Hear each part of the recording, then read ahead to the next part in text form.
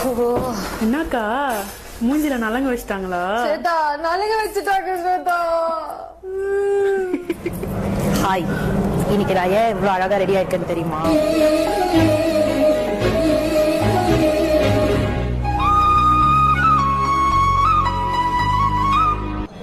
வெக்கமா? இல்ல பாப்பா, ஃபுட்டு தானே. பாப்பா இந்த பாப்பாக்கு ஒரு ஷூட் பண்ணலாம் அப்படின்னு சொல்லிட்டு தான் இன்னைக்கு ஸ்வேதா என்கிற அழகான போட்டோகிராஃபர்.